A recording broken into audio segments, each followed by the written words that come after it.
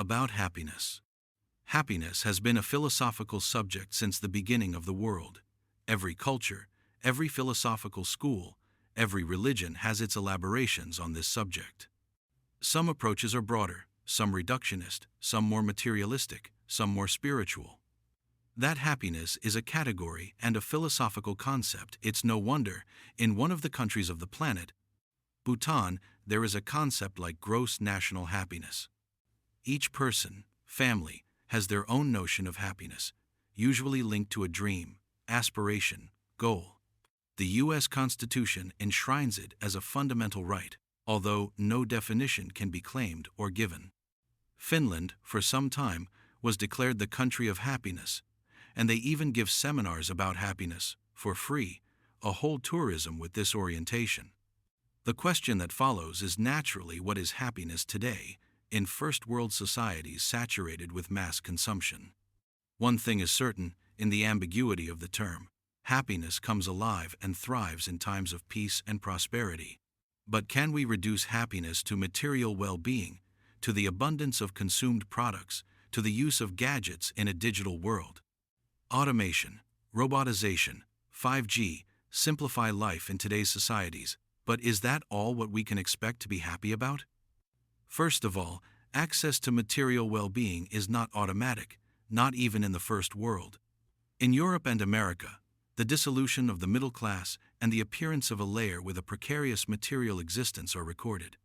They sometimes have jobs but unstable positions and modest pay. Sometimes they have housing, sometimes they don't. Also provisional. In America and the United Kingdom, they speak of the digital nomad, a kind of job where you travel and work remotely, for companies in marketing, design, IT, or consulting. With a work visa, you stay for short periods in various cities and countries of the world, thus constantly changing your domicile. The jobs are chosen more by young people, but there are also increasing cases of sexagenarians embracing this lifestyle.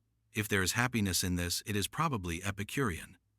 Many, however, feel isolated, alone, far from the friends and family they had previously, before becoming digital nomads. Volumes can be written about the abundance of products in today's societies, excessive consumption, and the fact that there is no product that has not been invented. Does this abundance, even when purchasing power is not a problem for the consumer, provide satisfactions that can be equated with happiness? Man, by his dual nature of matter and spirit, will always lean towards a dimension higher than reality, where the void of divinity steps into those who have lost faith to fill it. It is only from this moment that the true search for happiness begins. Nature, art, voluntary work, music, writing, travel, family, so many ways to discover it.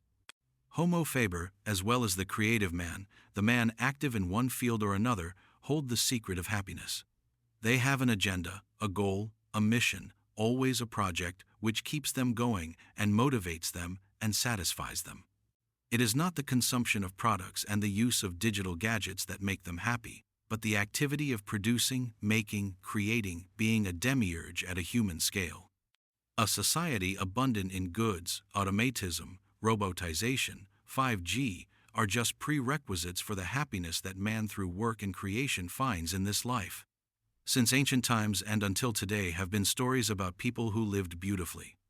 Each in his own way found happiness in a human activity, had a purpose, lived for something beyond immediate materialism.